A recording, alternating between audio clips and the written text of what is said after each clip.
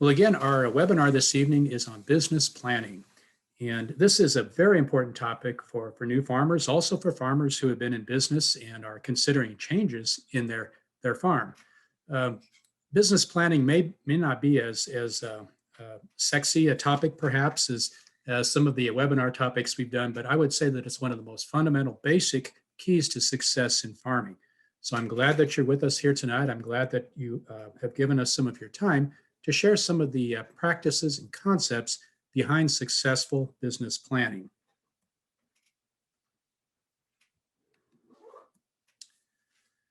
I'm Patrick Byers. I'm a horticulture field specialist with University of Missouri Extension.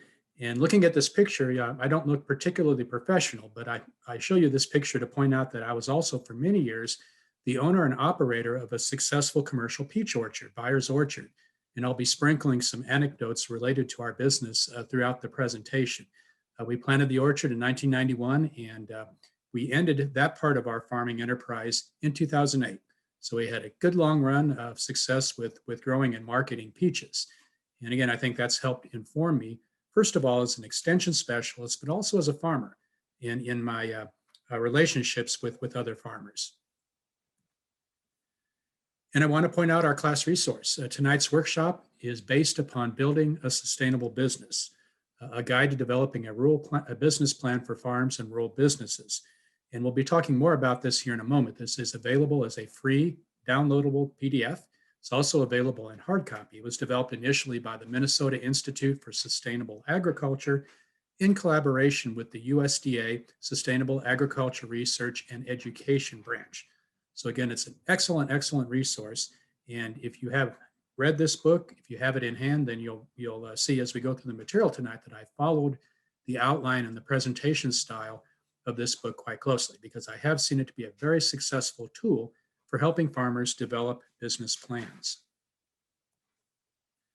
Here's the outline of what I'd like to cover tonight. Now, I am going to give a caveat at this point. Developing a business plan is not something that we can do in one evening.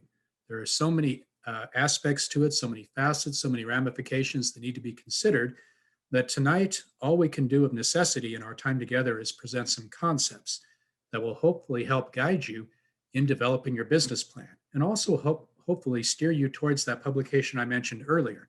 This is an exhaustive exposure to developing a business plan. There's a number of resources available in that publication that are very helpful.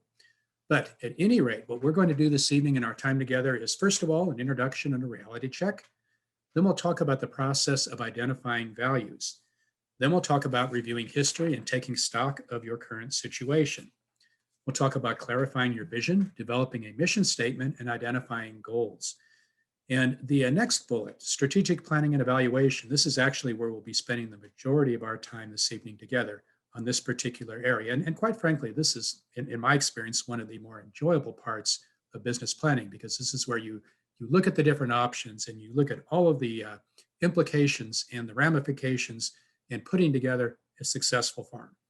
And then we'll finish with presenting, implementing, and monitoring your business plan. Let's start with a quote. Business planning is a critical component to any operation. Even though a seat-of-the-pants approach of farming might work, it takes too long to figure out if a decision is a poor one. You can waste years doing the wrong thing when you could have been doing the right thing. I like this quote. This is from Greg Reynolds, the owner of Riverbend Farm in Minnesota. And you can learn more about Riverbend Farm by visiting the website noted here on the slide. But again, when I talk to experienced, successful farmers, they agree with Greg. A business plan is a critical component to a successful farm. So you're interested in becoming a farmer? Well, fabulous. We need farmers. And I couldn't be more encouraging and supporting of your interest. But have you figured out how to get to where you want to go? This picture is from a recent twilight walk that we had here in Greene County. And a number of farmers joined us for the twilight walk. And the farmer who led the walk, Curtis Millsap of Millsap Farm, asked all of these people why they were interested in farming. And we got lots of interesting stories, but something that was very apparent to me is that, yes, there are lots of dreams and lots of initial thoughts on what that might look like. No one really had a clear idea of getting to that point. And that's the value, that's the beauty of a successful business plan. And that's what we'll be talking about this evening. So why is business planning important? Well, I think I kind of defined that, but let's dig a little deeper into that. There are certain points in the course of your business where a business plan is invaluable. And looking at that picture there, you see a map of Missouri. And again, I'm of the generation that still understands maps and how to unfold them and how to fold them back the proper way. I know today most folks rely upon GPS on their handheld device, but thinking about GPS or for that matter, a map, there are particular times where you can consult a business plan. First of all, if you're starting out, obviously a map can be very helpful in planning the route that you're going to take to get to your destination. And that's very valuable as you begin your trip. Secondly, as you expand or change enterprises, perhaps somewhere along the route you decide you want to visit something else. The map is very helpful in understanding the proper interstate exchange to take to get to that point where you want to go. Adding more people to the farm. Let's say you pick up some relatives in the car on your trip and they have places they want to go. Well, let's take a look at the map and figure out how to accommodate their interests as well. In times of trouble, flat tire. Well, perhaps the map is going to help guide us as to where we can find help in times of trouble. When you need money, well, let's take a look at the map and see when the next town is that might have an ATM or if it's during the day, perhaps a bank that we can visit to withdraw some money to help us with that particular issue. And in times of transition, we're driving along and all of a sudden we have several choices to make as far as the best route. Well, the map will help guide us in choosing the best route to get to where we want to go. And this is especially the case, for example, if the weather's looking perhaps stormy or night's coming on and we need to find a place to spend the night. So again, a business plan is very analogous to a map. All of these points are very important times in the course of your business to have that business plan in place. Again, I want to stress the value of this publication, Building a Sustainable Business.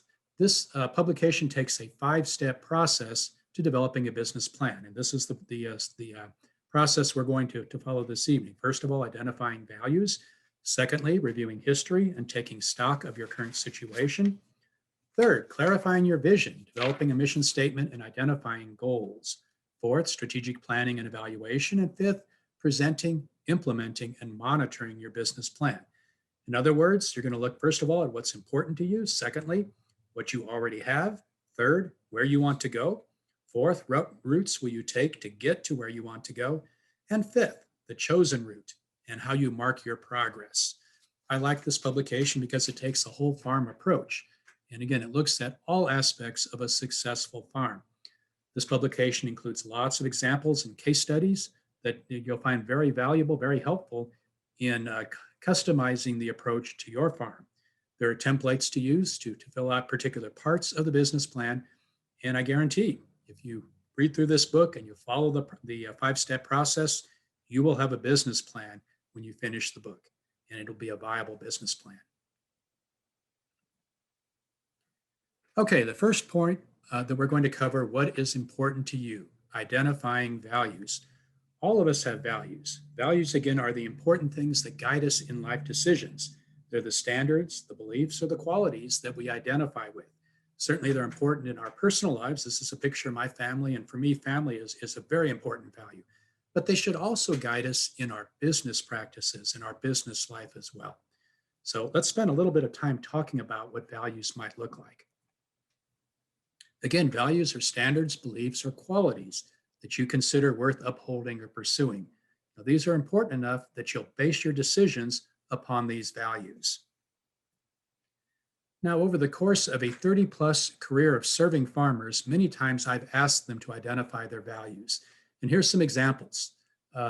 Paying down our expenses, putting money away for the future, farming full-time, taking pride in the products that we produce, creating a place for the next generation to farm, taking time to rest, taking vacations, being able to save for downtimes, being able to save for retirement, having a surplus to share with others in need, working together as a family, helping neighbors who are farming.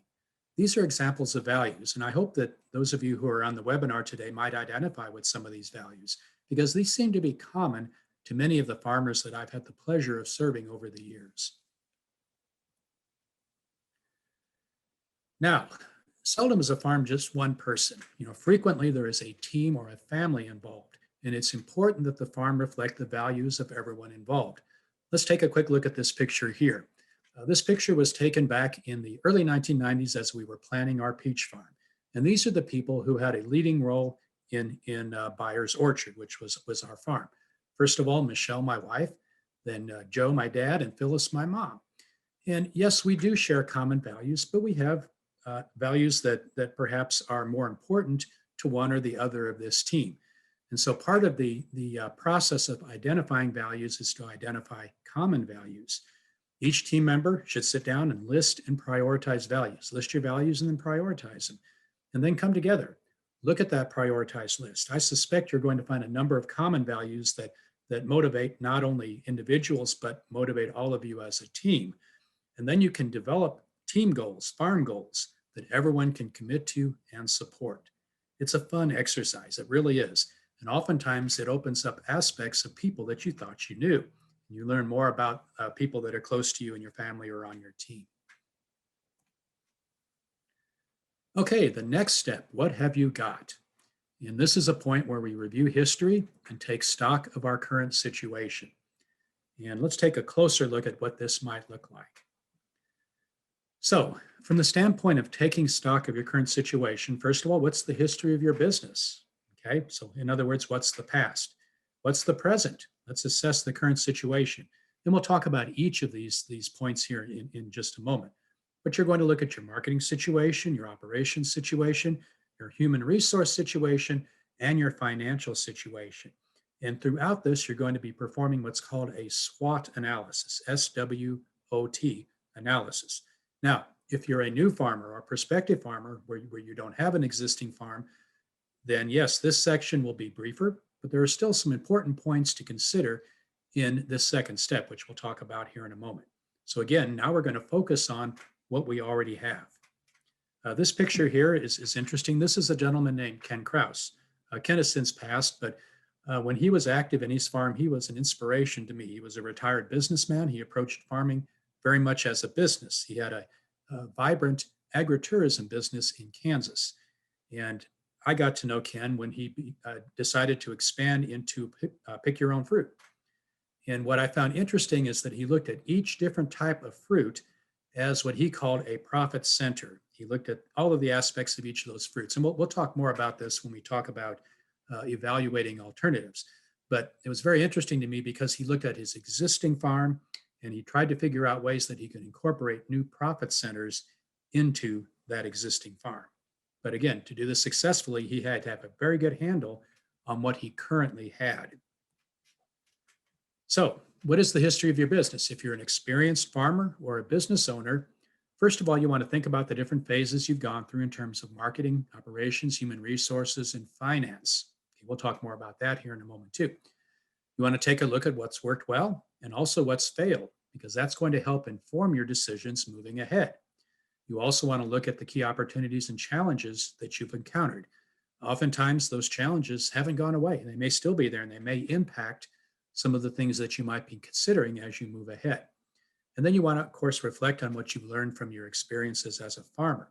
And then think about your values. Think about how those values have shaped the choices that you've made. So in other words, if you're an experienced farmer or business owner, frequently at this point, you're considering something new, a new enterprise, a new direction, a change in the way you farm. And in order to inform that decision, you clearly need to understand your past and your present. What about if you're a new farmer or a beginning farmer or a rural entrepreneur? Well, you still have experience to draw on. It may not be farming experience, but you have life experiences that you can bring into play as you plan out your future. So you're going to focus on your previous personal, economic, environmental, and community experiences. And in fact, these experiences may have triggered your desire to become a farmer. But it's important to understand what those are and to write those down. You also want to take time to look at the history of the land that you're considering farming. Now, again, if you don't have land at this point, then obviously this is going to be a brief section, but in this section, you can still consider the qualities of land that you would like to own. Think about the markets that you'd like to serve, and think about the industry that you plan to enter. Are you thinking about produce? Are you thinking about small scale livestock? Are you thinking about beekeeping? All of these things are part of the past and the present, and they're important to consider as you go through this section of your business planning process. Okay, so the steps of looking at where you are. First of all, let's assess the current situation. And again, this is going to be different if you're a beginning farmer versus a farmer who is already farming. But you're going to assess your current situation. You're going to take a look at your marketing situation, your operations situation, your human resources, and your financial situation.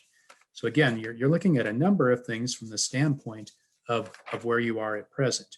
So let's take a look at each one of these here in turn. Now, as I mentioned, we're going to use the SWOT analysis procedure to take a look at each of these particular aspects of your farm. And SWOT is an acronym that stands for strengths, weaknesses, opportunities, and threats. And strengths and weaknesses, these are internal. These are issues that you deal with as a person or that you deal with as a family or a team. Opportunities and threats, these are external. These come from the outside. These are opportunities that may be in place because of where you're located or because of other activities that are happening around your farm. Threats, same thing, things that are going on. This past year, of course, 2020, I think a lot of farmers would identify with the pandemic situation as a threat. But it's been remarkable for me to see how farmers have risen to this threat and overcome this threat, again, through careful planning. So ultimately, your plans for the future should help you overcome your strengths or build on your strengths and overcome your weaknesses. Again, you're looking at yourself and you're being honest. And your plan should help you take advantage of opportunities or to ward off threats that are offered by your environment. So again, as you develop your plan, you want to keep the SWOT analysis process in mind. Again, at each step, again, you're looking at strengths and weaknesses internally, and then opportunities and threats externally. Okay, so assessing the current situation, let's take a look at the marketing situation. Looking at this picture here, it's pretty clear that this farm is focused on marketing pumpkins. You see pumpkins in lots of different forms and variations. There are some gourds as well. But you also want to think about who are the customers that this farm is serving. This farm is obviously focused on fall sales. It likely has an agritourism aspect to it.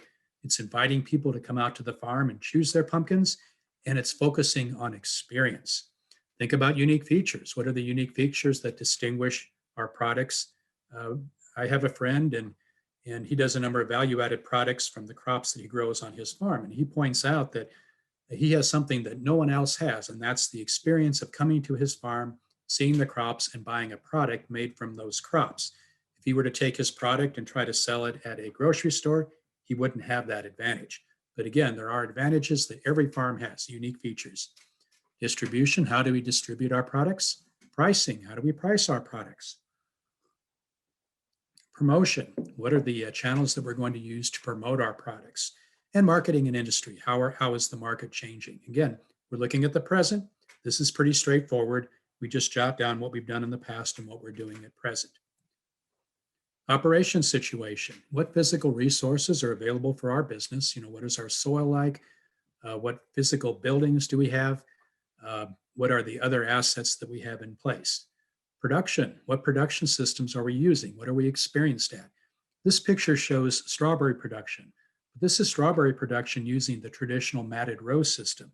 And again, we've grown strawberries this way for well over 100 years in Southwest Missouri. We know how to do it. Farmers are doing it. There's other ways to grow strawberries, though. And so a farmer who's doing matted row, who understands strawberries under this system, may have some other aspects of strawberry production to learn as we branch into other types of strawberry systems. And then management. Again, what management systems do we have in place to support our business?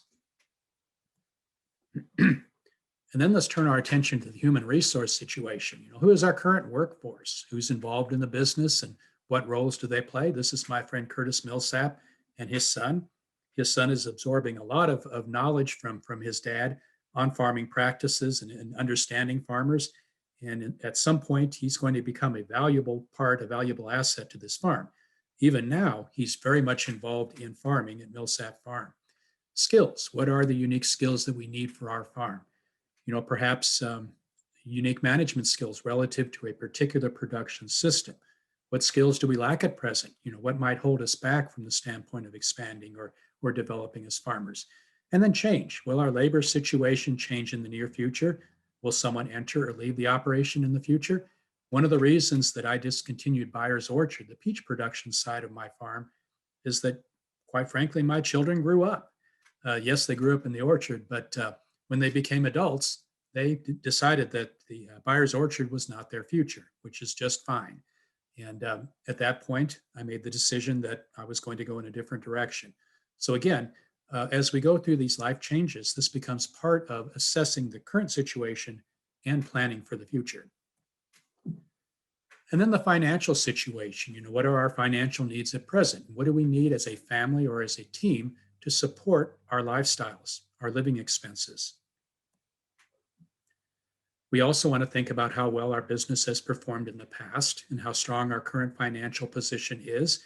And again, here is where we're getting into accounting.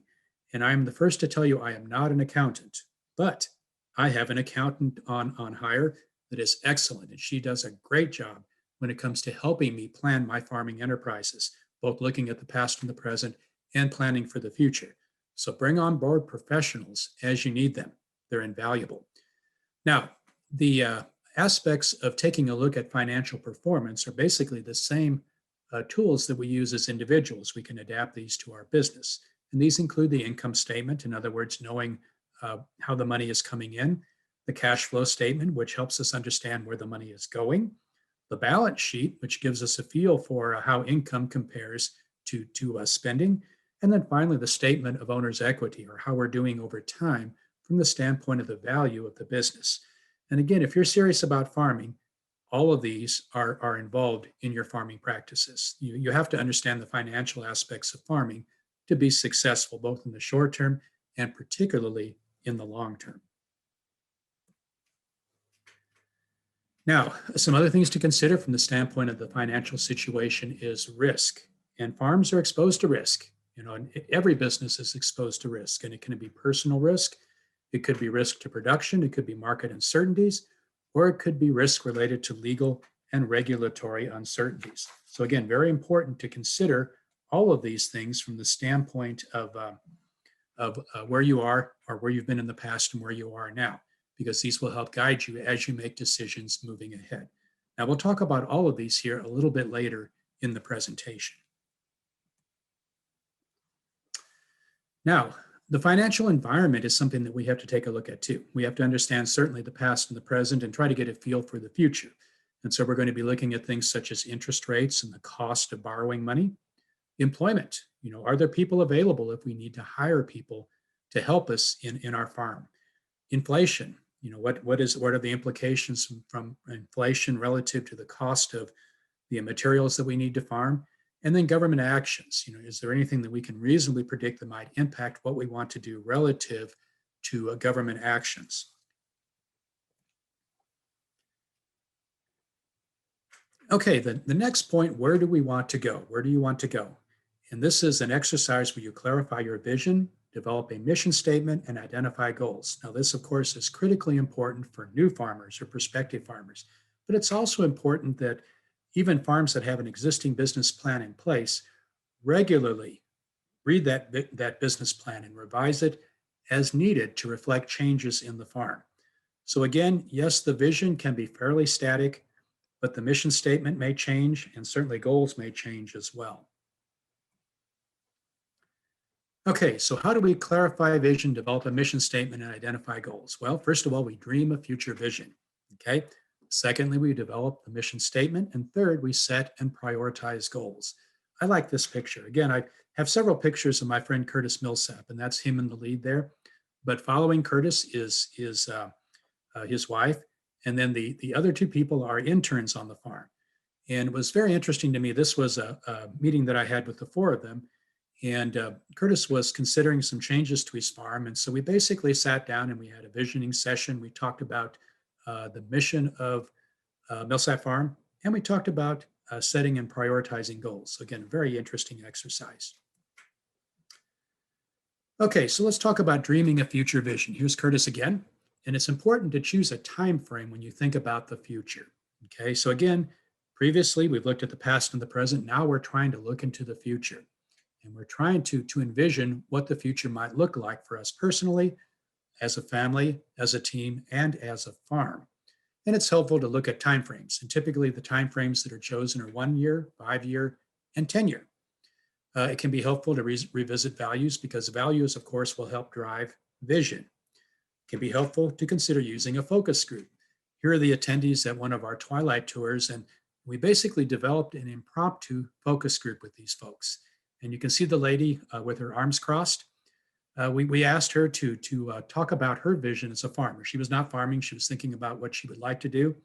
And we all gave input, and it was such a fun exercise. It really was. And I think it was valuable for her as well. And a focus group can be very helpful. Certainly a focus group appears, but bring in other people too to talk about what the future might look like and get their input. Okay, so once you've done that, the next step is to develop a description of the business and personal future. Again, what do we want that to look like? And that's our vision. And again, you can do this in several ways. You can write a story, you can draw a map, you can dream a little. It's a fun exercise. And please, as we go through this material, don't think of it as, oh my gosh, I've got to do this. It's going to interfere with what I really want to do. No, look at it as a complement to what you really want to do. And in fact, it becomes part of what you really want to do as farmers. And again, this dreaming of future vision is so enlightening to sit down and start putting this on paper and realize how, again, all of these dreams can come together in a concrete fashion to help guide your future. Next step is to develop that mission statement. So basically what a mission statement does is it takes your values, your current situation, and your vision and rolls them into a set of guiding principles. Okay, so the mission statement shouldn't be paragraphs long. It should be general and short, okay?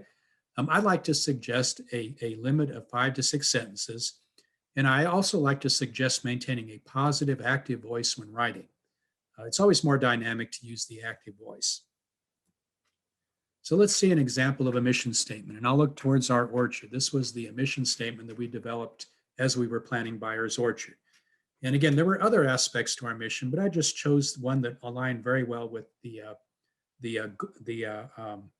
values that my family and I have. So we are planting and managing Byers Orchard for the following reasons. First of all, to develop a project that will enable our family to work together toward a common goal. Secondly, to encourage our children to develop an interest in the natural world and in agriculture. Third, to help our children gain experience in running a farm business. And finally, to produce fruit that will make people happy. And again, this came about after a considerable amount of deliberation. This looks easy, right? But no, this actually took a number of sessions of sitting down and revisiting our values, taking a look at our vision for the future, both for our family and for our farm, and then actually putting down the mission statement. And then the final part in this step is to set and prioritize goals. So again, goals describe what you do, and they describe what you would like to achieve. And I like to look at this as the what and the who, not so much the how, because that's coming later when we talk about looking at options, but the what and the who. There are personal goals, there's family goals, there's business goals, community goals, and environmental goals. And when we think about this, think about your personal situation and think about what you'd like to accomplish and who needs to be involved.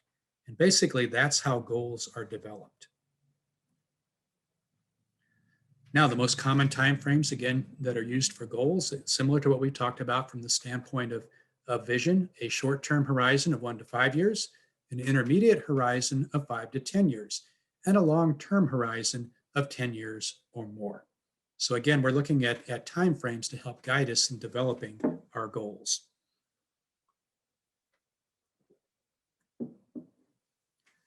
Now, this is a process that, as I mentioned, is a lot of fun, but it can be a bit stressful, okay, particularly when family and team are involved, because not everyone is going to have the same goals. It can be helpful to sit down and write out what these goals might look like. Okay, again, this is similar to that process of looking at values. But write out the goals, identify common goals among family members or team members, recognize the differences, and together, working collaboratively, establish a set of goals and priorities that you can all agree on. And again, looking at this picture here, you see the gentleman in front.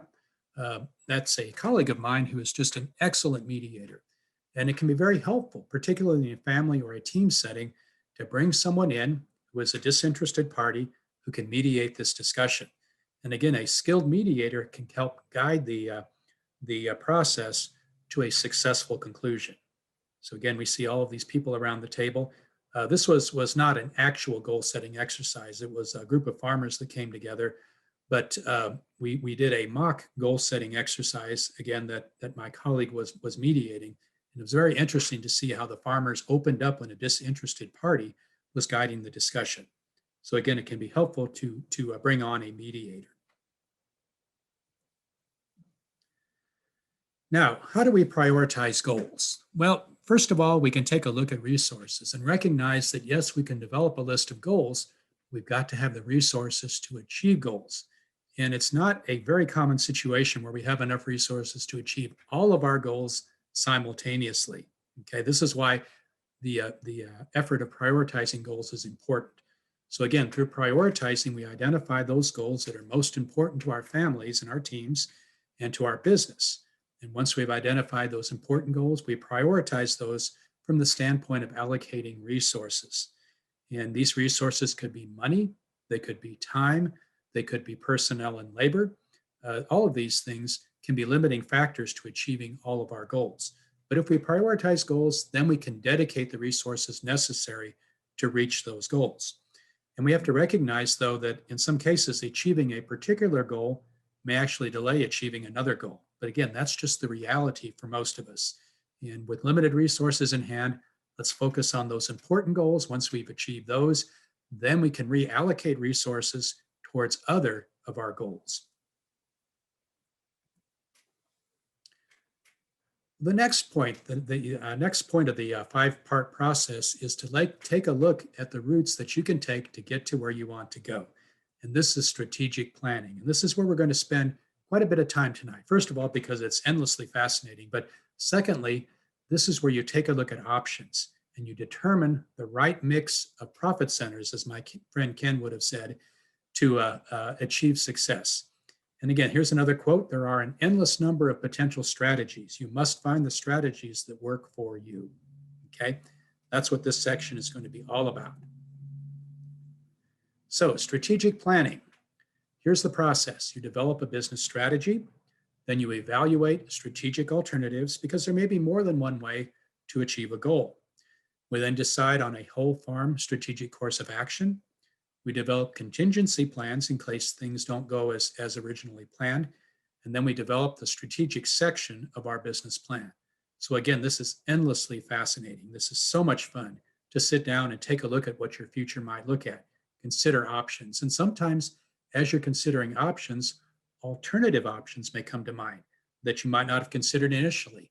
And again, you may find that you're going off in a different direction, but a very satisfying and successful direction.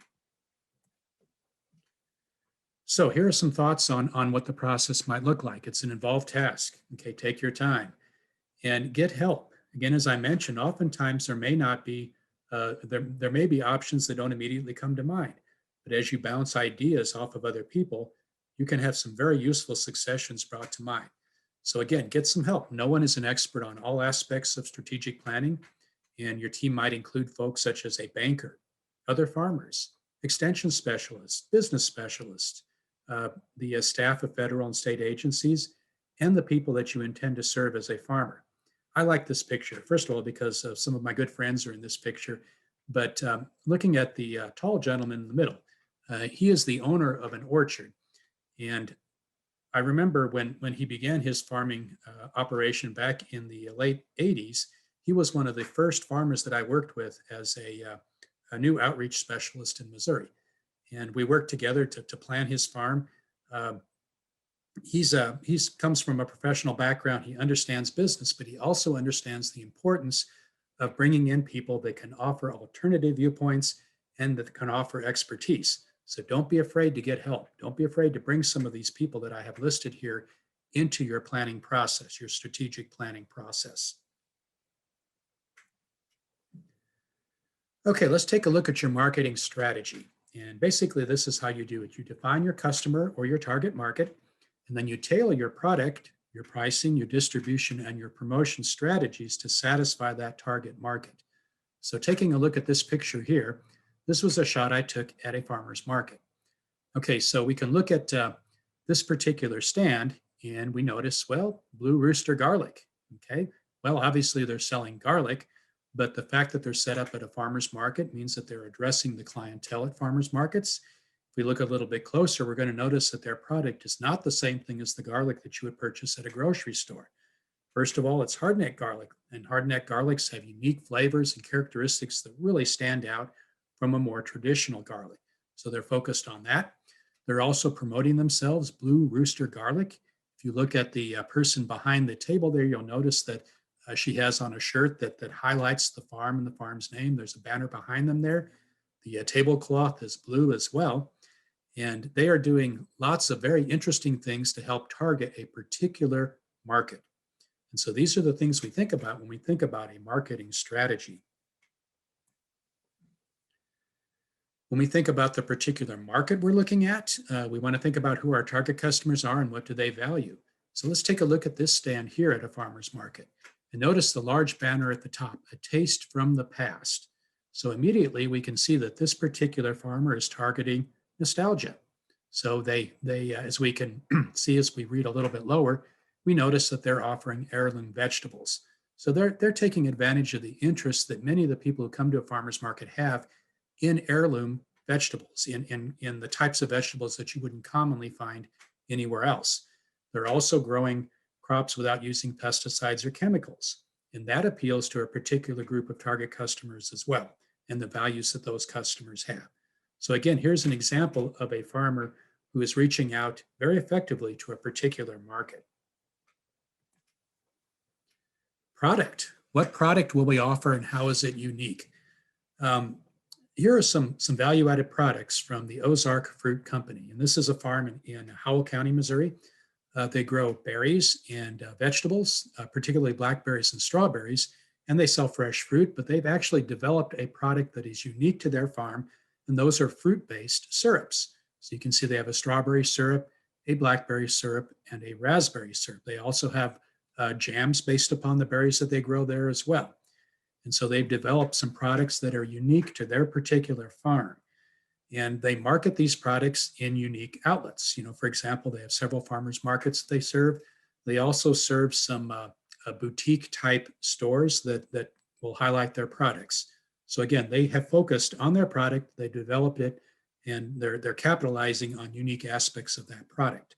And again, as you look towards new enterprises in a farm, or as you look towards becoming a farmer, it's very important to consider what you're growing and recognize that, in this case here, yes, they're growing blackberries, raspberries, and strawberries, but they're also growing products that are unique and that satisfy the needs of a particular group of customers. Competition. It's important to look at who else is doing similar enterprises as you plan for the future, as you think about alternative enterprises or new profit centers. Who else is doing that? And as I developed my peach orchard, that was one of the first things I looked at. Who else was growing peaches in my neighborhood? And yes, there were several orchards. And, I went out and I met with those folks. I visited with them. I developed a relationship, first of all, because I know how important peers are. And even though they're competitors, they're also collaborators. I visited with them about the realities of marketing. I found out that in their opinions, there was room for more production of peaches in the area around Springfield. So that was heartening to hear from those people who are my competitors. And then also learning what they were doing, I helped realize how I could position myself and develop my particular business and capitalize on the things that were unique to my business compared to their businesses. So again, that's part of your marketing strategy looking into the future as well. Distribution and packaging. How and when will we move our product to market? Again, going back to my experience with Byers Orchard, we sold a farmer's market. We sent our product to market in trucks. We sent it in baskets. We didn't sell individual peaches. We didn't sell individual bulk type peaches either. We sold peaches that were already packaged, that were very convenient for customers to pick up and carry, and were very convenient for us to handle from the standpoint of selling quickly at farmers market, which is really important. So again, you want to think about your distribution and your packaging and how that might change as you move ahead with new enterprises or as you move ahead as a beginning farmer. How are you going to set your prices? How are you going to determine a fair price from the standpoint of what you'd like to do? Well, recognize that prices are signals. They're a signal between the farmer who grows the crop and the person who purchases and consumes the crop. Okay. And developing a signal that is agreeable on both sides requires some work. Okay. It's important from the farmer's standpoint to understand the cost of producing a crop and also to understand what a fair profit is for the farmer who is growing that crop. From the standpoint of the consumer, it's important to develop pricing that is acceptable to the consumer. And oftentimes there are other aspects other than just price itself that impact a customer's perception of price. For example, many studies have demonstrated that customers are willing to accept higher prices for produce in a farmer's market. They're willing to accept higher prices for produce if it's grown organically. They're willing to accept higher prices for produce if they can meet the person who grew that produce. So again, these are all important aspects of setting the price. Obviously, it's important to look at who else is doing what you want to do and learn from the prices that they receive for their product. One of the first things that I did in developing Byers Orchard was to survey the prices that fresh peaches were receiving at farmers markets and other outlets in the area that I hope to serve. So again, very important to understand prices and how we arrive at prices. Promotion. How and what will we communicate with buyers or customers? And of course, this ties back to the things that we've mentioned already. What is the market we want to address? What is our product going to be? How will we work with competition, our distribution and packaging, and our pricing? But the promotion is very important because that's how we acquaint people with what we're doing. This is how we share the story of what we're doing on our farm, what we would like to do differently, or if we're new farmers, what we would hope to do as we move ahead into our experience as farmers. This picture is again from a friend of mine who is growing berries in Southwest Missouri. And he grows berries that are sold fresh market. He does pick your own, but he's also developed a line of value added products. And he's really highlighted the unique aspects of his farm, which is Persimmon Hill Farm, both in products like sauces and syrups and jellies, but also in baked goods. And you can see that lower picture there. Boy, if you've never had a Thunder Muffin from Persimmon Hill Farm, you haven't lived. It's like a little piece of heaven, and the farm is happy to mail them to you. So again, promotion is a very important part of success as we look towards future enterprises or as we look towards the development of a new farm. Inventory and storage management. And again, perhaps this is not as exciting or interesting to think about, but it's a critically important aspect of how are we going to handle inventory? How are we going to store inventory? How are we going to maintain product quality? And again, there's my friend Curtis. Here's one aspect of his inventory and storage management. And what you see there, first of all, are standardized storage totes. All of them are the same. He knows exactly how much is in each one. And then if you notice the note that is pasted to the side of each one, this tells you what is in each tote. It tells you the date that it was harvested. And if part of it has been removed, it tells you how much is left in the tote. So Curtis doesn't have to open that tote to see what's in it, to understand when it was harvested and how much is left in that particular storage container. Very effective way to manage inventory and storage as you move product, for example, into a cooler. And again, very low tech, very easy to do. I do want to mention a strategy resource. This is the NCAT Marketing Tip Sheet series. It's available, again, as a free downloadable PDF from the ATRA NCAT website, which I have listed here.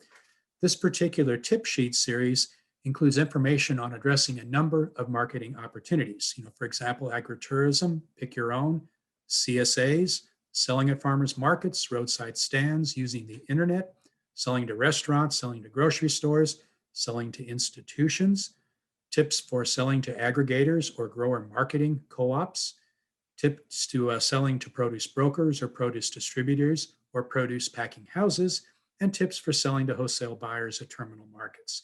So again, this pretty much covers the spectrum of marketing opportunities for farmers. And I urge you to download this particular tip sheet series and learn from the experiences. What I like about these tip sheets is they give concrete, actual examples, case studies, if you were, to help understand how farmers have successfully used each of these marketing strategies. Okay, now let's take a look at operations strategy. Let's take a look at what we're going to be doing from the standpoint of farming to make a success of a new enterprise or to become successful as a new farmer. And a detailed operations strategy should be clear to everyone involved in the operation. This is critical. And if you have a good operations strategy, it's necessary for sound management.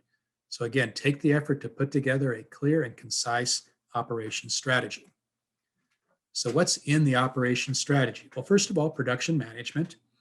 And when we think about how production management might impact our future, this picture is a good example. So there is a newly developed management strategy for blackberries called the RCA trellis, the rotating cross-arm trellis.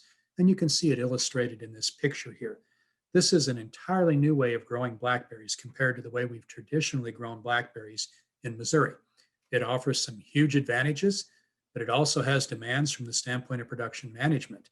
And you have to understand clearly what those demands are before you jump headlong into growing blackberries with the RCA trellis. For example, there are more labor inputs required.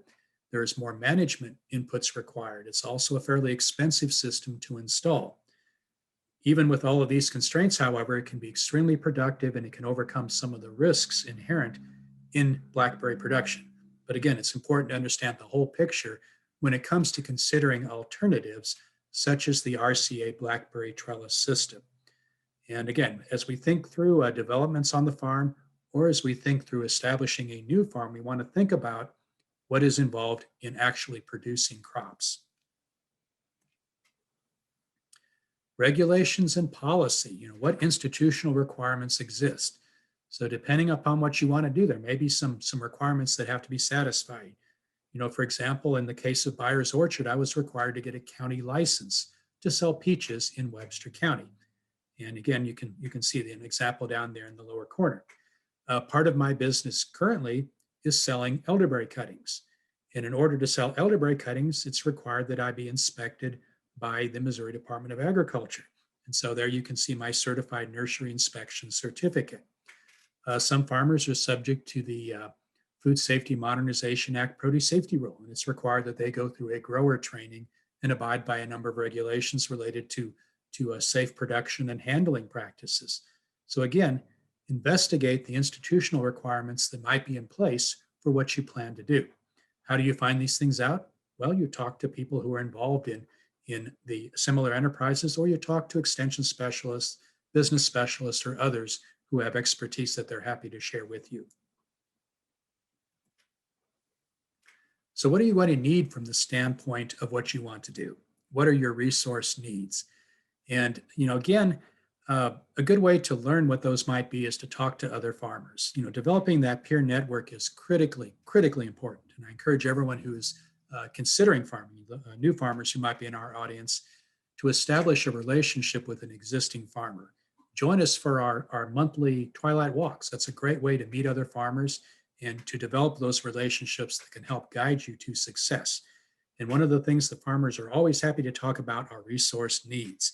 Looking at this picture here, this is a sprayer, okay? Prior to owning this sprayer, when I had to apply anything to my peach orchard, it had to be done by hand. It was a slow, laborious process. And then I purchased this sprayer, and it took what was an entire day process and turned it into a 2-hour process, much more efficient, much more practical. And that freed up time during my day that I could attend to other aspects of growing peaches. So as we consider future enterprises, or as we consider developing a new farm, we want to think about what our resource needs are going to be. Now, oftentimes resource needs are tied to scale. Small scale farms may be able to perform by using hand tools, for example, or using walk behind tools. But as you scale up the size of a farm, it may be necessary to look towards, for example, tractor operated equipment. And again, very important to talk with people who have experience in these areas as you develop the resource needs section of your business plan. So gaps, how will we fill physical resource gaps? Again, particularly with beginning farmers, Frequently, there may be resource limitations, particularly financial limitations that keep us from purchasing everything that we might need to be successful at farming. Well, why don't we look at other options? And these options might be leasing equipment, they might be borrowing equipment, they might be developing relationships with farmers where equipment is owned in common and used by a group. This is a picture here of a bed shaper. And a bed shaper is a piece of equipment, very important when needed, but it's not needed on a daily basis. So it's a very viable alternative for farmers to either hire other farmers to do their bed shaping, or to lease a bed shaper, or to purchase a bed shaper in common and share it among a group of farmers. Next, let's look to size and capacity. What scale do we want to be as farmers? How much can we produce? And obviously, this is going to have an impact from the standpoint of the financial viability of our farm, but it also impacts a number of other aspects of the farm. The labor needs, for example, the marketing opportunities. All of these become part of the consideration when we think about the size and capacity. Now, what might limit size and capacity? Well, it might be a physical limitation from the standpoint of the land resource that's available to us. It might be a limitation of labor. If there's a discrete group of people involved in that farm, there will be a point where capacity is reached, and we can't do anything else because either we don't have the energy, we don't have the time, or there's not enough hours of daylight to perform further. So it's important to understand where size and capacity fall relative to our farms. Storage and inventory management, we touched on this already, but it's important to think about how we're going to store inventory and maintain product quality. And part of this can be looking at products other than fresh or products that are sold in their freshly harvested state. In other words, taking something like blackberries and producing a blackberry product, a value-added product that will enable us to market over a longer period of time, and to take that fresh blackberry and turn it into something that has an extended shelf life. In other words, it has a way to maintain product quality. We also will think about physical facilities such as coolers that enable us to store product. And we might think about other ways of managing product, for example, freezing, drying, or otherwise preserving product so that it can be sold at a later date. Now let's turn our attention to the human resources that are necessary for us to achieve our goals. In other words, that are important to us as we look towards the future. And again, labor and management are critical to the success of any business, but especially a farm. Farming is a labor-intensive business. Yes, we've been able to mechanize a number of aspects of farming, but there are still many, many places in farming where we need people's hands. And these challenges grow when a major change in business strategy is involved. And this is especially the case with family businesses. In many cases, family businesses begin with a model where most of the work on the farm is done by the family. But then if there's an opportunity to scale up, we may get to a point where additional people from outside of the family have to be brought into the labor pool, both as workers, but perhaps even as managers. So again, the challenges of human resources are very real. And in fact, in my time of serving farmers, I hear more frequently than almost any other limitation, it's the limitation that labor resources present. For farms who want to expand, or even for farms who want to maintain current operations, finding a suitable pool of trained labor is difficult in many situations. Okay, so when we think about human resources, first of all, our labor needs, what really do we need? Do we need people to work in fields and harvest crops? Do we need people who help us with sales? What are we going to need as we look towards the future, as we think about different trajectories for our farms, or as we think about developing a new farm? Where is our labor going to come from? What are the skills that these workers are going to need? Looking at this picture here, again, back to my experience with Byers Orchard, the gentleman in front with the ball cap on, that's my father-in-law. And I pressed him into service whenever possible because he is like very smooth, very slick, very good at marketing. And it kind of makes sense. As far as his career, it's been spent in insurance sales, and he's very effective salesman. And that translates into marketing, particularly marketing peaches at a farmer's market. So there are skill sets that are very important for different aspects of our farm. There are skill sets that are needed from the standpoint of marketing. There are skill sets that are helpful from the standpoint of promotion. There are skill sets that are needed if we look towards crop production and handling. So let's think about what skill sets might be needed as we look into the future. And let's figure out if we have access to people who have those skill sets. How are we going to fill workforce gaps?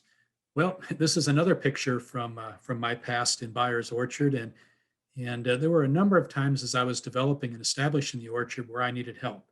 And for various reasons, early on, of course, my children were too young to do work such as planting peaches. And I didn't have access to some of the labor that I had later in the trajectory of my business. But in this case, I drafted into service my mom and my wife. And you can see them there. They're not particularly excited about planting peaches, but they did a great job. And so, again, in a pinch, figure out where your labor is going to come from to fill gaps. There may be points, particularly for considering a new operation, where we can identify that we may have shortages, and we've got to have a plan in place to fill those gaps. Compensation. When I talk about farmers and sustainability, oftentimes one of the aspects of sustainability that farmers find most challenging is providing sustainable wages for the people that work on the farm. You know, certainly for themselves as family members, but also for the people that are hired to work on that farm. So again, it's very important to consider compensation and what that's going to look like. And that's particularly important with family. Again, a farm is a business. And yes, there are going to be times, particularly in the early stages of developing a farm, where what would have been normally seen as wages for family members is put back into developing the farm. But at some point, we have to think about the value of family involved in a farming enterprise. But also when we think about the people that we hire to work on our farms, what is our pay scale going to look like? How are we going to reward skill sets? How are we going to reward dedication and service to our farm? Very important things to consider. And management and communication. Who will manage the business and how? I kind of like this picture. This is what I looked like about 30 years ago, full head of hair and really skinny. But it's important to think about who is going to manage a business. And at this stage, it was pretty straightforward with Byers Orchard. I could take care of everything that was needed from the standpoint of management and communication because it was largely a family business. But as we grew in scale, then it became necessary to hire several people to help me with management. And a farmer friend of mine said that when you think about hiring people, it's important to recognize that, well, they may or they may not do as good a job as you would do, but if they do a good enough job, that is good enough. So again, think about what that looks like and recognize that there are lots of people out there who can do the good enough job. And those are the people that you want. And you'll find a few people who can do the really good job. And those are the people that you want to value and reward, particularly with compensation. Okay, now let's turn our attention to financial strategy. And again, when I think about success in farming, those farms that are successful, those businesses that are successful are built around strategies that incorporate risk management, tax efficient organization, and careful use of financing. In other words, they've done what they can to reduce their exposure to risk. They've organized themselves so that the taxes are not a burden, and they've made careful use of financing. So let's take a look at each one of these things. So risk. So let's think about what the future business environment looks like and how are we going to manage for risk. And certainly when we think about the future business environment, yes, it's things related to growing crops and what we can do to reduce risk there. But we're also looking at ways to reduce our exposure to risks, for example, related to marketing, related to the presence of people on our farms, related to the business environment and changes that we might reasonably anticipate in the business environment. So again, a good deal of success in farming is related to managing risk. Okay, let's take a look at risk management from the standpoint of production and markets. So when we think about farmers managing risk, first of all, we want to look at what we're doing on the farm. And there are a number of practices that we can do to help manage risk. An irrigation system, for example, is critical in Southwest Missouri because that helps us overcome the reasonably anticipated risk of drought. Okay. We know it's going to be dry at some point during the growing season here in Southwest Missouri, and the irrigation system helps us overcome that risk. Similarly, protective structures help us overcome risk. If you look behind in this picture here, you see row covers, you see low tunnels, and you see a caterpillar tunnel. All of these are protective structures that enable us to grow crops that are not exposed to a number of environmental risks, things such as heavy rain or wind or hail or cold temperatures. Diversification is helpful. We may have a situation where we have a pest arrive that destroys part of our crop, but if we're a diversified farm, that pest may not touch the other parts of our production. And so because of diversification, we spread risk out. Value added, taking a crop and turning it into a shelf stable product that can be marketed over time can be a very helpful way to manage risk. If you have 5 acres of blackberries and you're selling fresh fruit, you have a very narrow window in which to market a lot of fruit. But if you take that production off of those 5 acres and develop value-added products that are shelf-stable, now you have a 12-month period over which to market that product. And you also have access to markets that you might not normally have had. For example, internet-based sales or sales through the mail. Storage, having storage capacity on your farm is very important. With storage, we can take a crop that might have a 1-day market window, and by properly storing it, expand that market window to a week, to 2 weeks, or even longer. We can also take crops such as winter vegetables, as sweet potatoes and winter squash, and store them with proper conditions for 2 months, 3 months, 4 months, or even longer, and spread out the marketing window that is then available to us. And we can become not only marketers of crops during the growing season, but also marketers of crops during the late fall, winter, and early spring. So another way that farmers manage risk is by transferring that risk outside of the business. In other words, bringing on some aspect into the business that helps with the exposure to risk. And one way to do that is by purchasing insurance. And again, it's very, very advisable for farmers to consider crop insurance when available, consider insurance to the physical aspects of the farm, the property insurance, home insurance, health insurance to protect the farmer, and liability insurance to help protect the financial resources, the financial assets of the farm.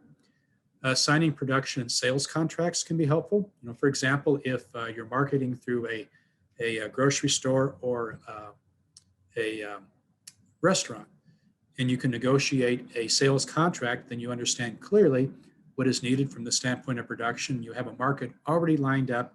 You're not exposed to the risk of not having markets in place at the point where you're growing the crop. And then consider government programs. These can be very helpful from the standpoint of risk management as well.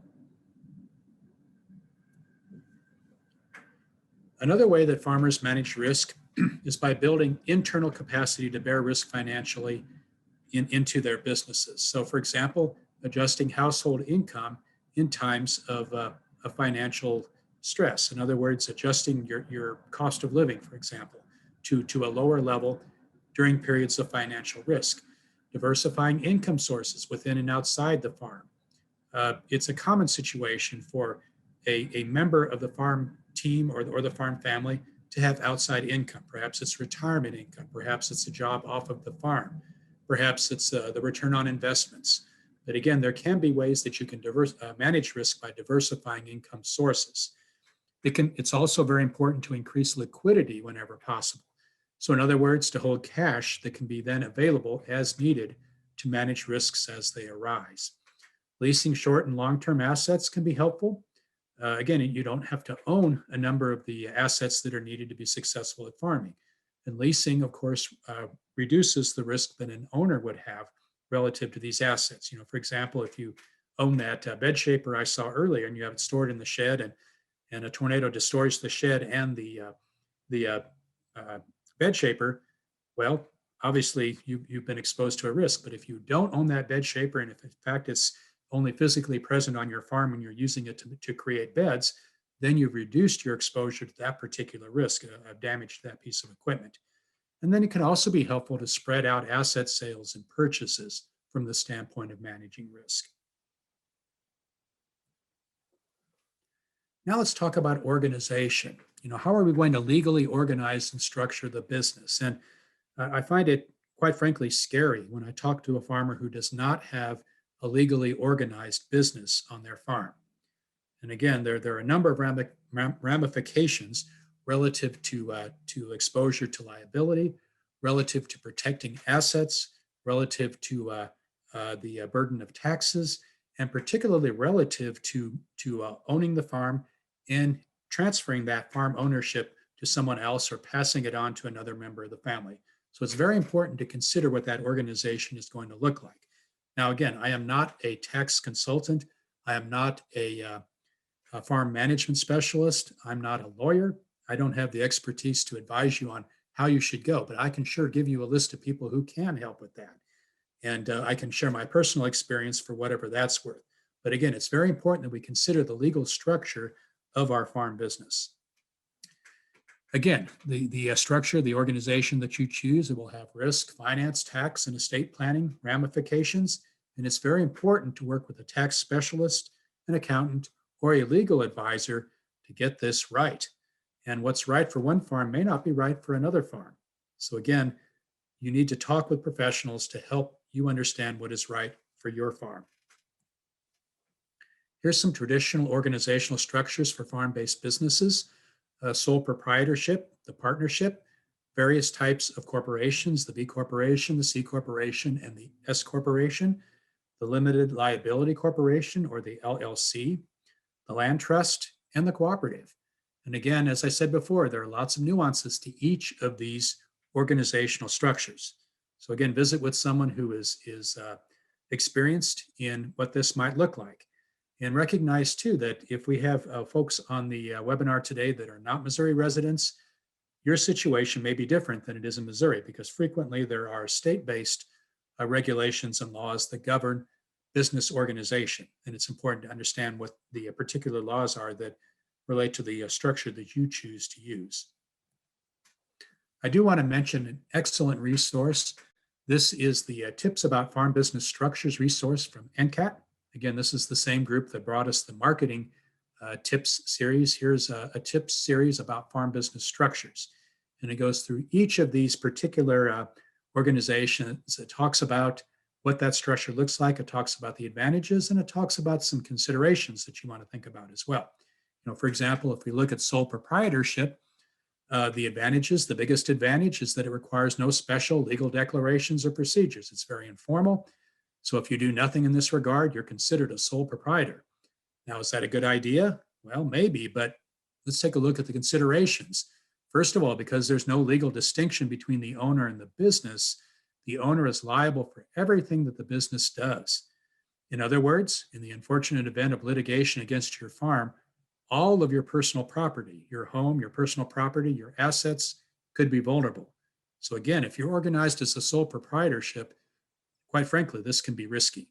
So again, carefully consider what your farm structure is going to look like. And I'm not going to go into details in all of these because we just don't have enough time together tonight.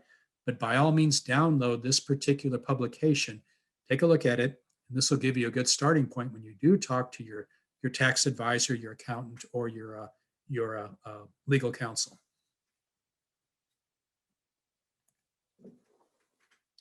Financing. So how are we going to finance the capital requirements that are necessary to start a new farm or to add additional enterprises to an existing farm? You know, where is the money going to come from? And this is endlessly fascinating as well. And as I interact with farmers and ask this question, I get lots of interesting different answers. Let's spend a little time talking about where that financing might come from. So again, the financial strategy that you develop is going to depend on a number of things. First of all, your choice of business organization, but it's also going to depend upon your values. You know, are you adverse to risk, for example? Are you adverse to borrowing? Do you want to have control over the finances of your farm? Or are you willing to cede some of that control to investors?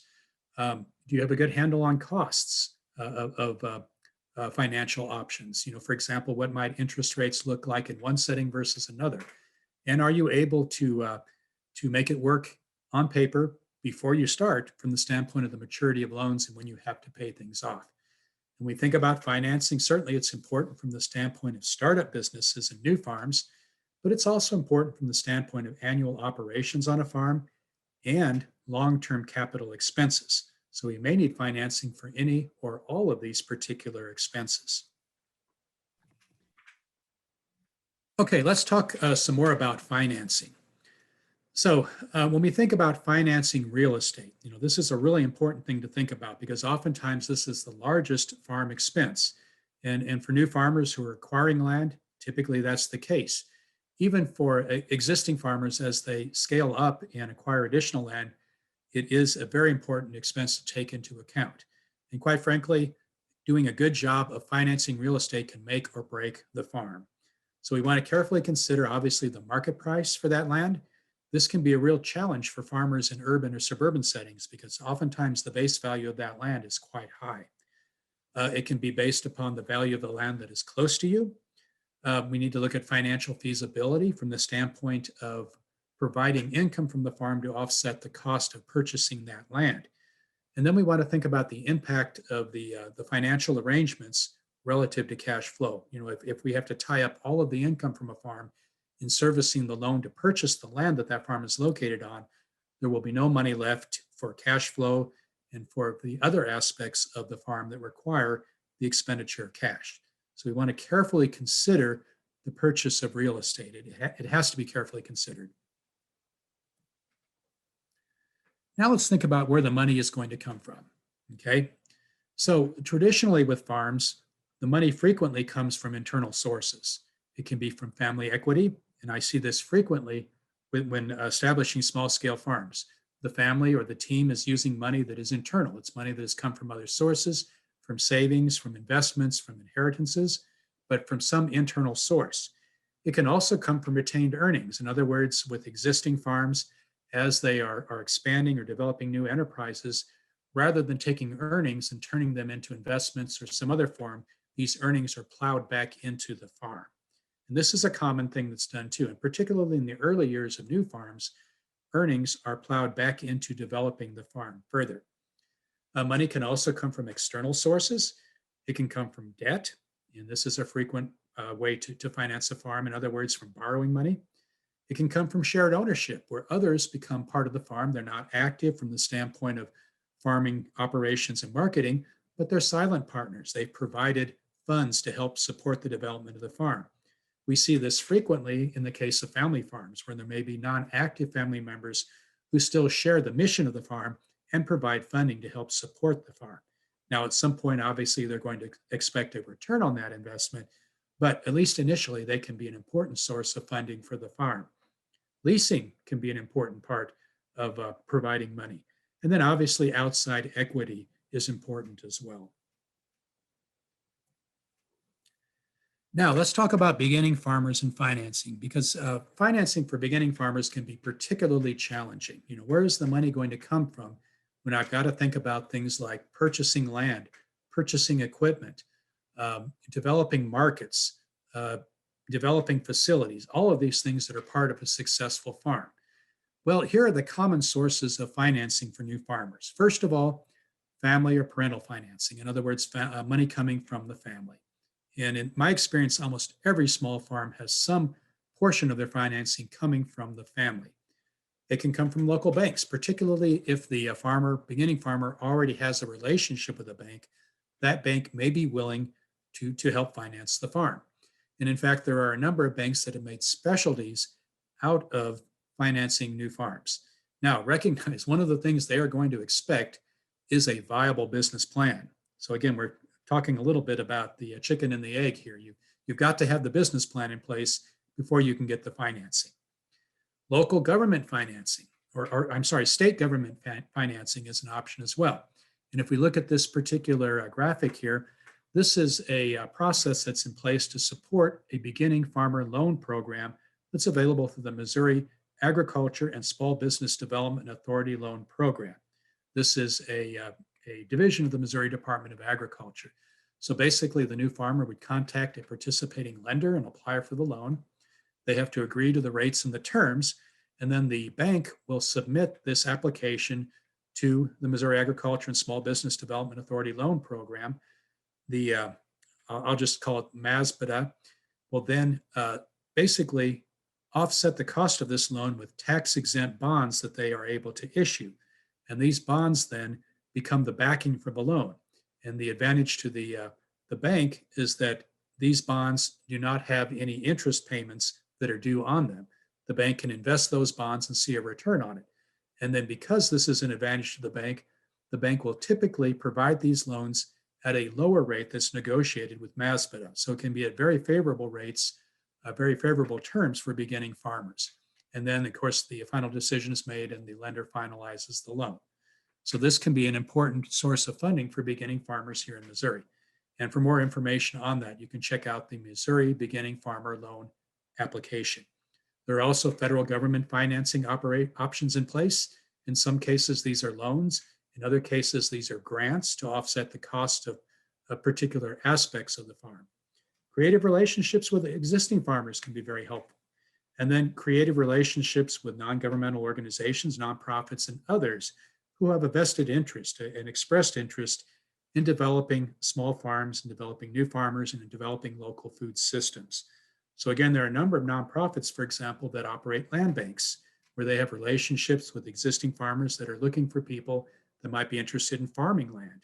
And then they can help negotiate the relationship between the person who owns land and the person who wants to farm but doesn't have access to land. So again, there are lots of opportunities available for beginning farmers from the standpoint of financing. So let's take a look at some of these opportunities that are available at the federal level. And we're going to focus here on USDA programs.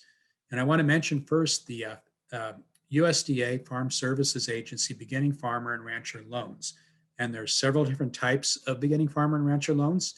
Some of them are direct loans. These are loans that FSA makes directly with the beginning farmer. Some of these are guaranteed loans where the beginning farmer negotiates the loan with a local bank and then FSA guarantees that loan. So in other words, the bank is able to make this loan at a favorable rate for the beginning farmer because the loan is guaranteed. The FSA program will provide loans for access to land and capital. So again, that issue of access to land is very important. And so this can be a good way to help finance access to land. They also provide loans for operating capital. So take a look at these programs that are available. This publication, Your Guide to FSA Farm Loans, is available at the web link that's noted here. And again, it's available in a downloadable PDF where you can read about these various beginning farmer loan programs. Another USDA program, the Natural Resources Conservation Service, has made a specialty of cost share programs. And these are programs in place to help people, to help farmers reduce soil erosion, to enhance water supplies, to improve water quality, to increase wildlife habitat, and to reduce damages caused by floods and other natural disasters. So in other words, to protect natural resources. And when we talk about a cost share program, this is typically a situation where a portion of what they call them practices. So a portion of the cost of that practice is provided by the farmer, and a portion of the cost is provided by the NRCS cost share program. And a good example, if we look at the lower picture there, we can see a high tunnel. And the NRCS has in place a high tunnel cost share program.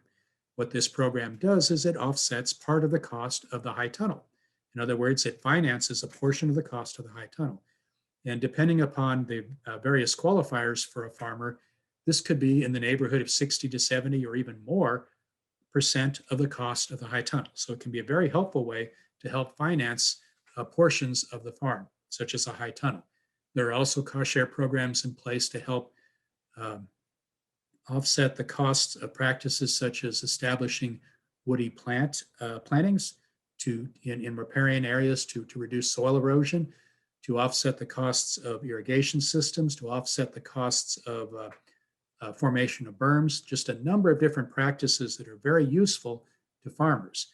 And so I encourage you to visit the website noted here, which is the portal to the USDA NRCS program and the various projects that they have available. These programs, yes, provide actual financial assistance, but they also provide technical assistance to add to the value of the practices that are funded through the cost share programs. Another USDA agency is the Rural Development Program.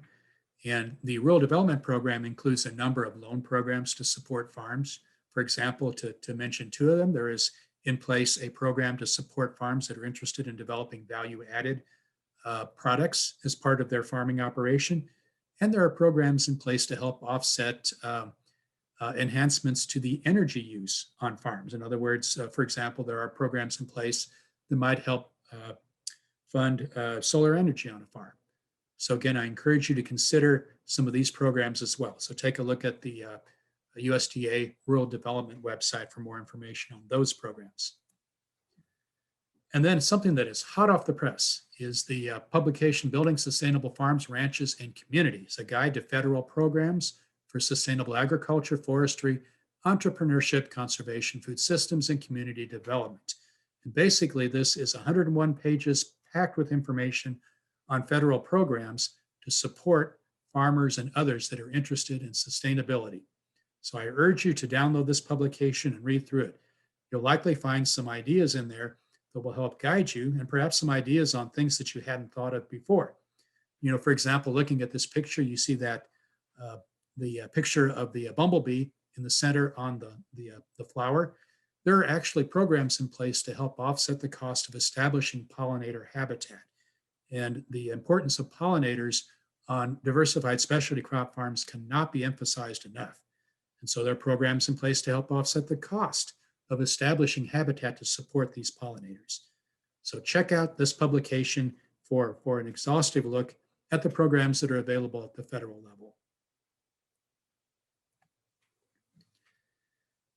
And again, when we think about all of these things we've talked about, marketing strategies, operations strategies, human resources strategies, and financial strategies, we don't want to look at these in an isolated setting. We want to consider these from the standpoint of the whole farm strategy. So at some point, after you've gone through each of these particular areas and you've thought about dreamed about what you'd like to be doing, it's time to put them together into a whole farm strategy and see if they're actually compatible.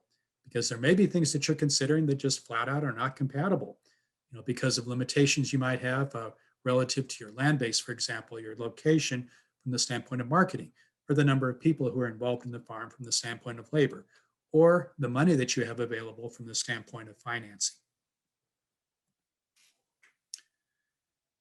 Now, it's important to think about the routes to get to where you want to go. We talked about the standpoint from the standpoint of, or we talked about the opportunities from the standpoint of where you'd like to go, but there may be more than one way to get there. So it's important to think about strategic alternatives. Again, don't pigeonhole yourself. Don't wear blinders as you think about this. As you talk with fellow farmers, as you talk with other people involved in agriculture, solicit thoughts on strategic alternatives. A good place to start from the standpoint of strategic alternatives is the Missouri Ag Intel website. And I have the website here listed. If we have more time, we would go into actually using this tool, but we are somewhat limited on time tonight. So I urge you to investigate the Ag Intel tool. This helps you understand your opportunities based upon local markets and where you're located, your level of expertise as a farmer, your financial position, and your available agronomic and machinery resources. All of those things we just talked about are summarized in this tool. So I urge you to take a look at this tool. You can basically go into it and look at the different types of crops you're interested in. You can look at your farm and its location and relative to other markets and its suitability for growing the crops that you're interested in. You can look at your skill set as it currently exists and assess your potential as a manager. And you can also take a look at the resources needed to produce a number of different crops. So again, I urge you to take a look at the Ag Intel tool. If you have any questions about the resource, please reach out and I'm happy to share more information about this. Now, when we think about evaluating strategic alternatives, certainly we want to look at the long-term outlook. We want to look at how all of the alternatives might impact the long-term viability of our farm. And particularly, we're looking at profitability, liquidity, solvency, and risk. And we'll talk about each one of these. But we also want to look at the transition period outlook. You know, we've got two different options from the standpoint of moving ahead. We want to think about how they're going to impact the short term. And particularly if we're seeking financing for what we want to do, we want to think about how that financing will be impacted by the different choices that we're looking at. So we'll talk a bit about that as well. So what is profitability? Well, profitability is the net return to an enterprise. It represents returns to the operator. It also represents returns to management and returns to equity capital. Okay, it's a measure of profitability. And over the long term, we want net return to be large enough to justify using that unpaid labor. In other words, family members frequently, and equity capital. Maybe there's other things we could be doing with that labor and that equity capital that it would have a better net return. So we want to make sure that what we're considering in our farming enterprise is sufficient to justify using unpaid labor and equity. And our net return, we calculate that by subtracting expenses from gross returns. Profitability. Well, when we think about the break-even analysis, this is a good way to assess profitability, to assess whether or not we've reached the break-even point. And basically, the break-even analysis will tell us the point at which revenue covers the fixed and variable costs of production. Now, again, don't leave me here. We're using some terms here that are perhaps a little bit in the abstract, but I'll give you some examples here in a moment. So again, it is important to understand the fixed and variable costs of production. So how do we find out what the fixed and variable cost of production might be for something that we're considering in the future that we haven't actually done? Well, there are a number of tools that are available to help you with that. There are enterprise budgets that are available. They've been developed by Extension. They've been developed by other government agencies. They've been developed by private consultants to help understand what the fixed and variable costs might be. And so with those tools in hand, you can develop break-even analysis based upon scenarios. And the two scenarios that are frequently used are, first of all, a fixed price. Let's say that we have a feel for what the market will bear from the standpoint of the price of a pound of blackberries, for example. Or fixed volume. Maybe we only have an acre at our disposal in which to grow those blackberries, so we know we can only produce a fixed volume of blackberries. Well, in the case of fixed price, how much do we have to produce to reach break even? In the case of a fixed volume, what price do we need to have to reach break even for the crop that we'll produce in that fixed volume? So let's take a look at that. Now, there may be some situations where we have more flexibility, where we can look at a range of prices and a range of volumes. And in that case, it gets a bit more complicated. But I thought we might take a look at a couple of scenarios based on fixed price and fixed volume. So let's look at a situation where we're calculating break even based upon the amount of production needed to break even. So break even volume is calculated by taking overhead expenses and dividing that by the market price per unit and the direct expenses per unit. Now, when we talk about overhead expenses, this is based upon the overhead cost of producing the crop. And frequently, we're talking here about what we would consider to be indirect expenses. Again, the cost of land, the cost of an irrigation system, the cost of a tractor, the cost of implements, these sorts of things, the cost of insurance, these sorts of things that are costs, but they're not tied to a specific amount of product that we're growing. And when we talk about direct expenses, these are the expenses that are connected to a specific amount of crop that we're growing. And these might be, for example, the labor needed to harvest a pound of blackberries, the labor needed to market a pound of blackberries. It might be the cost of the fertilizer to grow a pound of blackberries. It might be the cost of the container that we harvest those blackberries into. All these things that impact the cost of producing that particular pound of blackberries. And then, of course, the market price is the market price for that particular unit.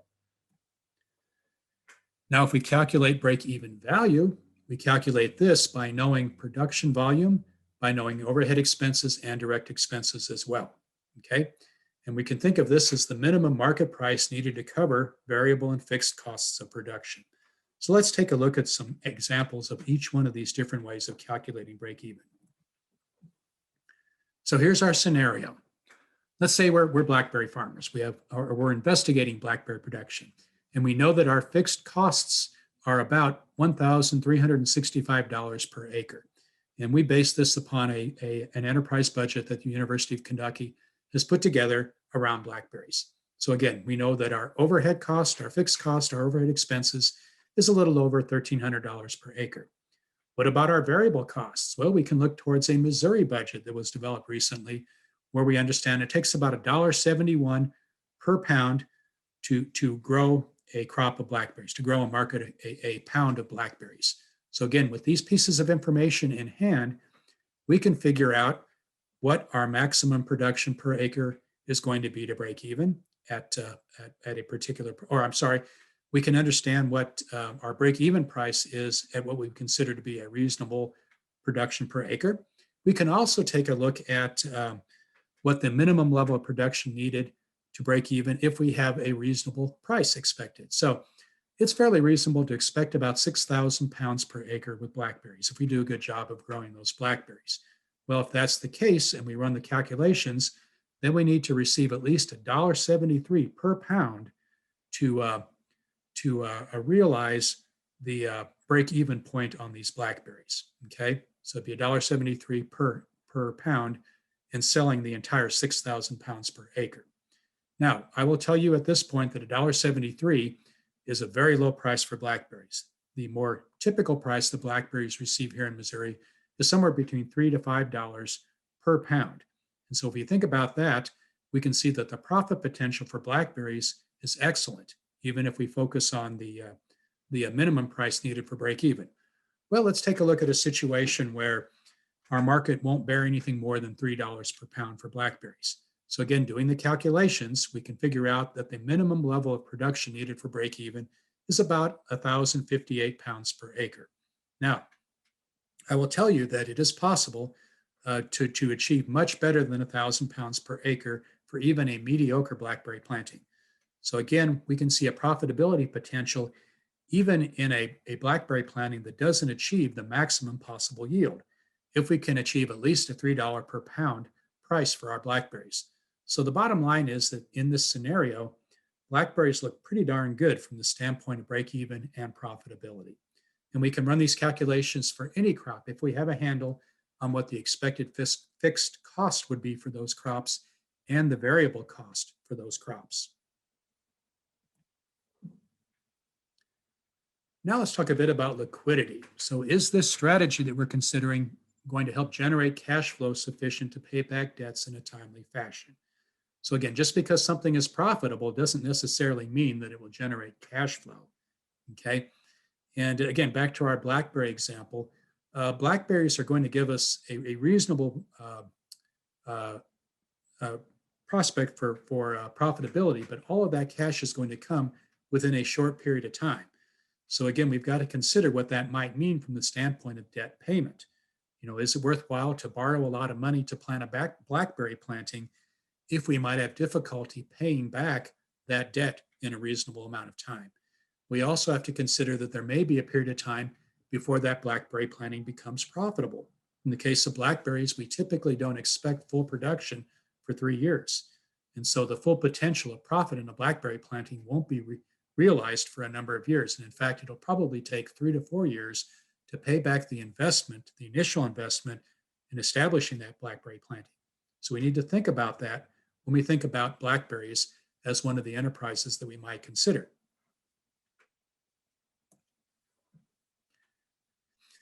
Now, as far as thinking about liquidity, we want to begin by estimating total cash flow, inflows and outflows. Then we subtract outflows from inflows. And if the projected net cash flow is positive, then the plan will cash flow. It will be able to make debt payments on time. If the net cash flow is negative, then there likely are clouds on the horizon. And this particular alternative will have trouble servicing short-term debt. Now, remember I mentioned we're looking at this on a whole farm basis. And there's some cases we can afford to consider alternatives where we might not have positive liquidity, okay? If we can offset that with the situation regarding liquidity based upon other profit centers on our farm. So again, let's think about this. It may be possible to finance the early years of a blackberry planting, for example, with the income generated on other crops that we're growing on that farm. Patrick, we have a question. Yes. Justin asks, for someone starting out, how should we factor in loss of crops due to insects, disease, etc. in our break-even calculations? So when we think about break-even calculations, the thing to look at, for example, is that expected maximum production. And there are lots of places where you can find uh, information on what you might expect, say, from a per acre return in production for tomatoes or cucumbers or blackberries or elderberries or whatever the crop might be. And that is typically an expected yield if nothing goes wrong.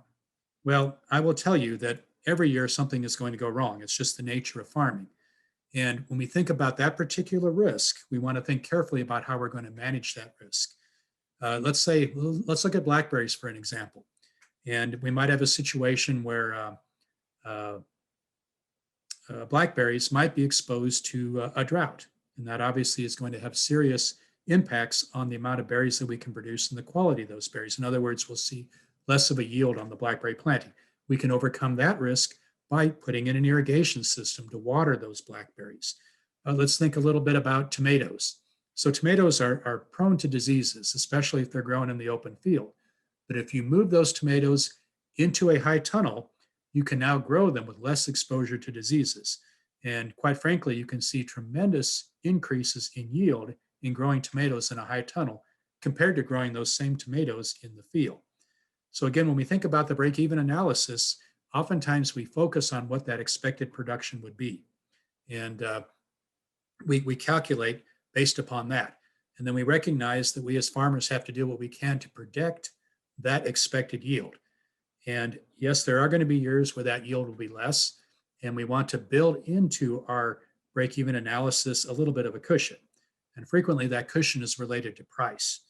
And there may be a situation where we can look at a market where we can command a higher price if we have a lower crop in a given season. And we certainly saw, for example, during COVID, we're obviously still in COVID, but in 2020, we saw a situation where a particular market may not have been available to a farmer, but by thinking creatively, farmers were able to develop markets that in the long run proved to be more than adequate to meet break even. And in fact, some cases proved to be excellent markets that they plan to maintain into the future. So again, a number of things to consider in answering that particular question, but quite frankly, it comes down to managing risk as best you can as a farmer, and then building cushion into your break-even analysis. Great, that's all the questions right now. Okay, let's talk a bit about solvency. Now, solvency means that your farm is building net worth. Okay, and if we're looking at new strategies, can we reasonably expect that new strategy to lead to growth in net worth? All of us should be doing a balance sheet periodically. Some people do it monthly, some people do it every 6 months, some people do it in preparation for tax time, but we should also be doing balance sheets for our farm. We should be looking at the assets of the farm. We should be looking at the liabilities of the farm at a given point in time. At least once a year, you should be doing a balance sheet on your farm. And we want to think about how those alternative plans are going to change the balance sheet. For example, is there going to be the need to devote some of the farm reserves to buy new equipment? Do we have to put up a new facility for this particular strategy that we're thinking about? Are we going to be adding something that, yes, initially will have value, but will lose value over time, like a piece of equipment? We want to think about how the new strategies that we're considering affect net worth. Because again, yes, we want to look at the short term, but we do want to build net worth over time in our business. So when we think about alternative strategies, we want to think about what those equities are going to generate in the future compared to what we're already doing or compared to other strategies that we're considering. And if the business strategy that we're thinking about doesn't return the level of profit and equity desired, or if it can't service debt, then we want to go back to our expense estimates, our output projections, and our price forecasts, those things we talked about in the break-even analysis. And we want to examine those, and we want to figure out what will lead to building net worth in time, profitability in the short term, net worth in the long term, because these should be the goals of what we're doing on the farm. And then think about risk. We may be considering a new strategy that affects the overall risks faced by our farm. For example, I've worked with farmers who have considered crops that are really only marginally adapted to production in Southwest Missouri.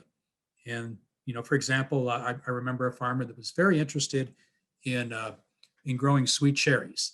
In sweet cherries, most cultivars of sweet cherries are vulnerable to fruit cracking if the fruit is exposed to rainfall close to harvest. Well, we all know that it's going to rain in June and July when sweet cherries are close to harvest. And so it's a risky crop to consider. And in fact, putting a portion of the farm into a sweet cherry orchard actually increases the risks faced by that particular farm. Now, there are some ways to overcome that risk. Some farmers are planting sweet cherries in high tunnels to help protect them from rain. So again, this would be a way to help manage the risk that would be developed because the farm is considering a new enterprise. And we want to think about income and cash flow under the best case scenario, but we also want to think about it under the worst case scenario. So again, some primary considerations when we think about risk: fluctuations in supply, fluctuations in market, fluctuations in prices, fluctuations in expenses, and fluctuations in interest rates. These are all things to consider when we think about how a new enterprise or a particular direction we choose to go with a new farm might affect risk. Now, I mentioned that we're obviously thinking about the long-term impact of a new enterprise or the development of a new farm, but we also want to think about the transition period evaluation as well. And it's frequent that as we take on new enterprises or as we develop a new farm, there's going to be disruption and likely even some losses. And we want to be prepared, first of all, to expect disruption and to weather those losses as we transition into a new business, a new farm, or as we transition into something new for an existing farm.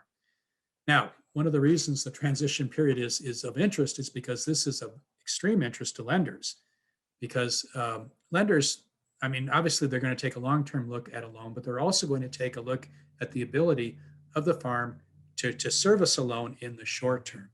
And if we expect disruption and losses early in the life of a new farm or in the development of new management strategies, then we need to figure out ways that we can overcome that disruption or those losses to the satisfaction of the lender, or we're not going to get the loan. So that needs to be part of the process of thinking about the financing options that are available.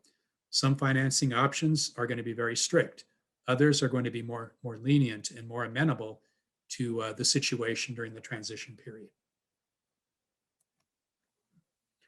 So what's going to be in the transition plan? Well, it's going to include a projected cash flow plan for the specific years, rather than a typical or average year. So in other words, you're going to look at the specifics of a given year. And if we go back to the blackberry example, the cash flow plan for year 1 or year 2 is definitely going to be different than a typical or average year once that blackberry planting is in full production. And so we've got to think about what those things are going to look like. We want to take a look at best estimates of short-term prices and costs instead of looking at long-term averages. For example, if we know that the long-term average of the price received for blackberries is $3.50 a pound, that's great. But if we know that we have access in the short term to a market that is looking for premium blackberries and they're willing to pay $5 a pound, but that market's only going to last for a couple of years, then we can use that estimate for a transition period evaluation. And obviously that's going to be of interest to the person who's loaning us money to establish that blackberry planting. And then finally, the transition plans are going to be affected by your current inventory of crops for sale and these other things. In other words, if you already have things on hand, particularly if you're an existing farm and you're moving into a new enterprise, the transition plan in some ways can be managed. These periods of uncertainty or even loss can be managed by current inventory or things that we're already doing. So that becomes part of the transition plan that you put together as well. Now, the final point in developing the business plan is which route will you take and how long or how will you check your progress along the way? So in other words, presenting, implementing, and monitoring your business plan. Now, I'm not going to go into detail in this. This is your take-home assignment. This is what you will develop, particularly after taking a look at that resource that I've been mentioning all along. And this is what you're going to develop. Now, I will offer myself as a person, if you want to bounce ideas off, fabulous. I'd love to do that. If you want to visit about a particular aspect of the planning process, I am happy to do that as well. Some of the most fulfilling relationships that I've developed over the years with farmers have been related to the development of their business plans. And I'd love to help you with that. And as I mentioned before, I also have available a list of other people who are more than happy to help you. So please reach out and we can gather a team together to help you with this process. So again, this is your assignment. You're going to organize your business plan. You're going to write your business plan.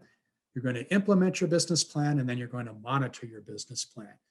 And I will guarantee, I mean, I can't guarantee success for you, but I will guarantee that if you go through this exercise, you will be better prepared for success in farming, both as a new beginning farmer or as a farmer that is interested in taking on new enterprises or new directions for your farm.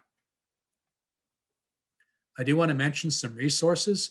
We talked already about several resources from NCAT. NCAT and ATRA maintain a website that has a number of excellent publications and resources available. For example, there's a farm business startup checklist. There's tips about farm business structures. There's a wonderful guide on evaluating a farming enterprise. There are resources for veteran farmers, tips about farmers' income tax, basic accounting for farmers, planning for profit, and sustainable farming. All of these are available at the website noted here on this slide. And I want to thank you for joining me tonight. Again, this has been just a really exciting presentation to put together. I know when I talk about business planning, when I'm doing classes in person, sometimes eyes begin to roll and heads begin to nod, but it's my hope that as we went through this material tonight, that you realized how it applies to you in your setting.